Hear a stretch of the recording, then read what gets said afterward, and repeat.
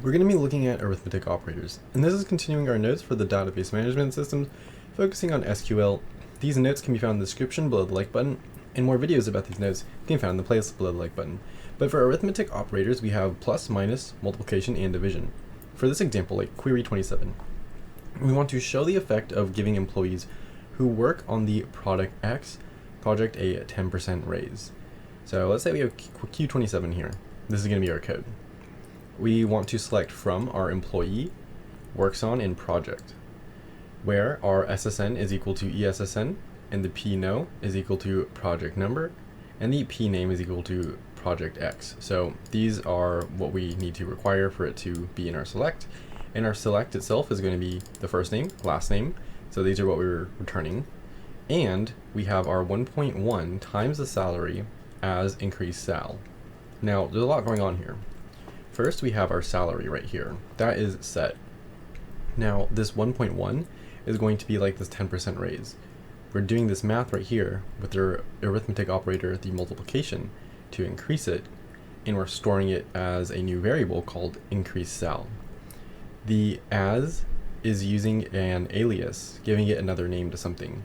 Here, we give a new name to the column. So we have like first name, last name, and then increased sal.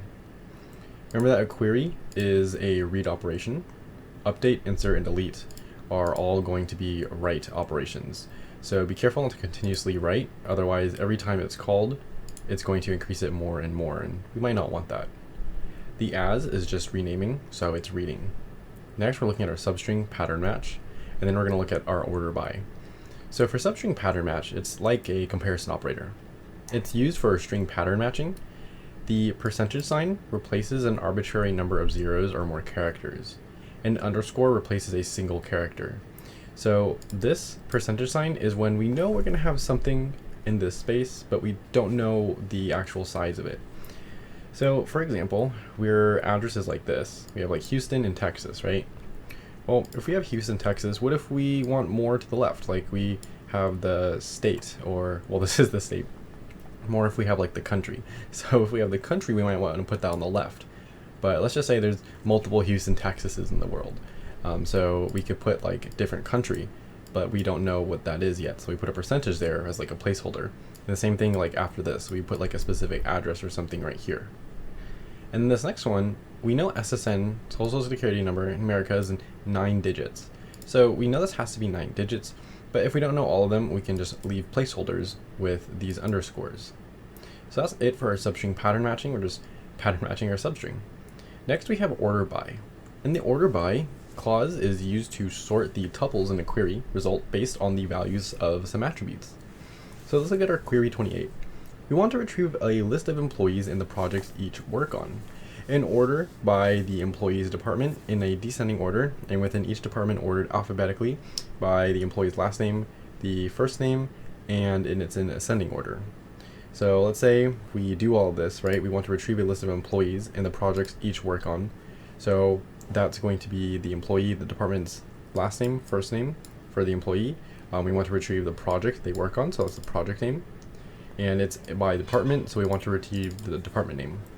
So that means we're going to have to come from our department, or employee, for these, and then our works on and project, because it's what each employee works on. That's what the works on is for, and the project is for like the project name.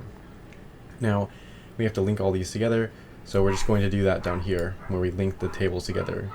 We've done this previously, and that is in the video in the playlist link below the like button where we've gone over this example, but we're basically joining these different tables together. Next, we have order by.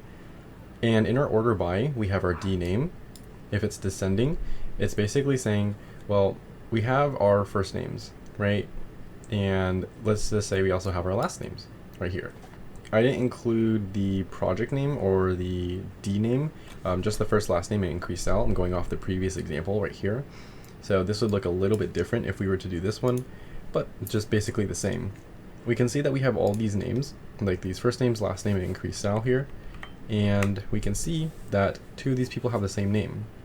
So what we would have is like first name, DESC, so descending. That means we would have these 2 Brandons, they're going first. So which Brandon would go first? Well, they're going to just go in order. So this Brandon is first, and then this Brandon is first. And then we were going to have like Christy, and then Shell. Now, next we're going to look at the last name when we're ordering these. We can see Brandon Fong would be above Brandon Yi if our last name is descending. So Brandon Fong is going to be in the number 1 spot. Brandon Yi is going to move to the 2nd spot. And then these are going to stay the same for Christy Wong, Christy Lee, and Shell Lee.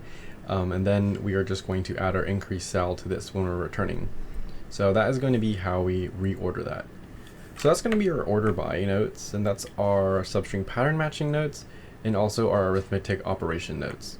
In the next video, in the playlist link below the like button, we'll go over nesting of queries and some more operations.